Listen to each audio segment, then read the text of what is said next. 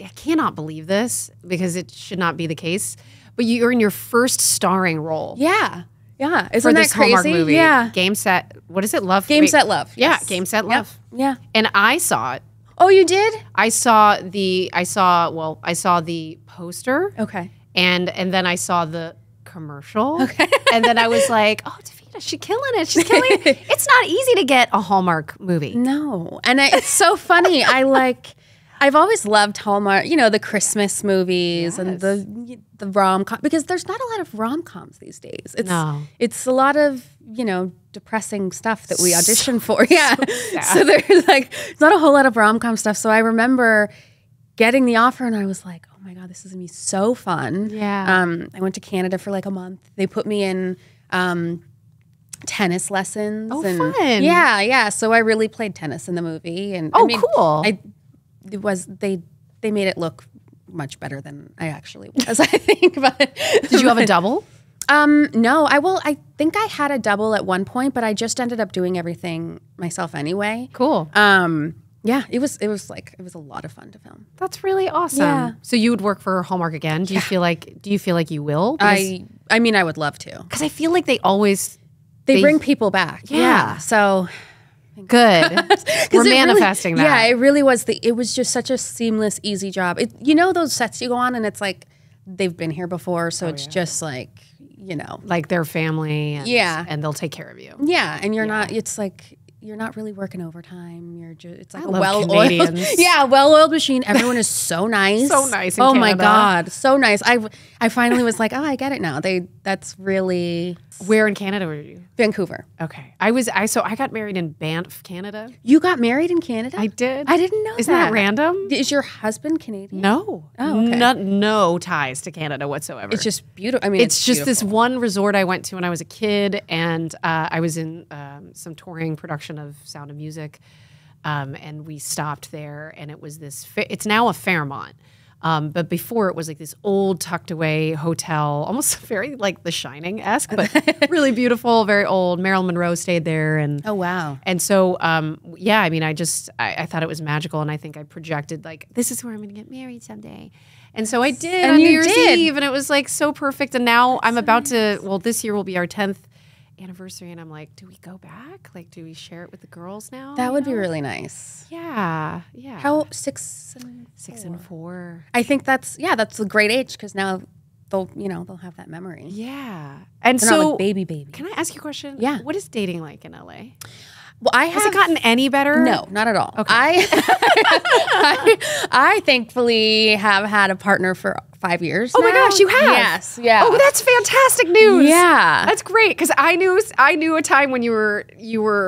Yes. Yes. Yeah, got it. You knew when I was engaged to the other. It was a long time ago. Long time ago, yeah. But my sister is single, and so I get she's here. Yes, and so I get these stories from her, and I'm just like, this sucks. Yeah, well, online dating's like a thing. It is, and what's crazy is I never had to do that because I didn't either. It was like before. Yeah, I was so 5 years. You're thinking like has been like it's been mostly people doing online dating now? Yeah. I think it's like more prominent than people actually meeting each other. Yeah, I think so. So thank God I don't have to do that because my sister does the apps and stuff like that. But yeah. Which app does she do? I don't know. I think she was on Raya. I was going to say Raya's like the LA Facebook. The LA one. But even that one is like, you're meeting a lot of like, yeah, DJs. No. You know what I mean? Like, men that go out a lot. And yeah, no. Like, I don't want DJs. Yeah. No. I mean, they're cute. They're cute. Right. But you don't want a guy that's in nightlife. Yeah, you don't. At this age. I mean, maybe if she were because like you can't even go to the club. Like, yeah. I'm tired. Way too tired to be up with you till 2, 3 in the morning. Way too tired. Did you have a club phase? I did. But I was like, it was before I was old enough, I feel like. Like it. No, you got to tell me about your club phase. Because like, did I not see you out? I don't know. I feel like we must have run into each other, but I went to all of them. Like, wait, so the all ages one that all the Disney and I guess I went one time to that. What was that one called? Club 17. Yes, because it was like you had to be Hollywood 17 and under. Yes, Club 17, and there was a VIP section that was roped off. Yeah, I remember going one time and like the who's who was there. Frankie Muniz was in the roped off section. Of course he was. He was always there. It was so cool, and then that's so funny. And then I graduated to like Ledoux and the, Voyeur. Yes. What else? Hyde.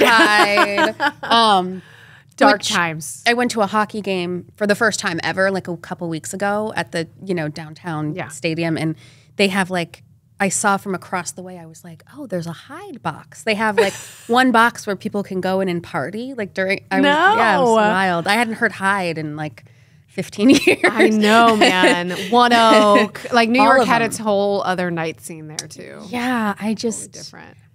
You know what I think about sometimes? I'm like, thank God I didn't have social media during those days. No one has photos of me just like dancing on those tables and I just did a TikTok where I was talking about my hoe phase and people were shook. They were like, you didn't have a hoe phase. Pictures didn't count. I'm like, oh honey, it counted. And there's no pictures. Yeah, there's none. Thank God. Yeah, amen. Thank God. Amen. You know what? I think it's so funny how people see Disney girls grow up and they just expect the worst, or they expect all this like, crazy, information. Like they assume it, and if they don't assume it, they really want to know. Yeah, they really want to know like where the bodies are buried. Well, I think that's because for so many people, there were so many child actors who didn't have. Had a rough time, and they had a very public rough time, and so they think that everybody's kind of in the same. Right. And it seems to me like, would you say that overall you had a pretty good experience then? I would say, yeah. I think definitely on Lizzie, yeah. I think good. I did. I think once I turned 18 and was kind of like left to my own devices is when I kind of was like opened up to all the different things that go on. My mom said the same thing. She sat me down and she said, Christy, you're about to turn 18. The entire world is about to come down on you. And I was like, what are you talking about? Yeah. And it really did change the way that people treat you, the hours that you work, and the expectations about your body. And so conversations were being had with you very quickly after you just kind of coming of age. Because you are kind of in a bubble before 18, so you're a little immature. Yeah. But when the 18 happens, it's almost like that didn't matter. Right. And like you had to catch up overnight. Yeah. Yeah. It was pretty I just remember going to an audition, and it was at an actor's home, and I was 18 and I was like, this seems weird, but it can't be weird. Like, why would it be weird? Right, you just trust. So I went there, and he was a very successful actor, and he was in a bathrobe. And he, had me read with him while he was sitting in a bathrobe in his, living room, and then was like, can you stand up and, had me do a spin and oh, my God. So he could, I guess, and I remember leaving and being like, this is what it's like without my parents, I guess. Wow. Did you tell your mom? Yeah. I mean, my mom and my dad were both like, okay, that's, yeah. Yeah.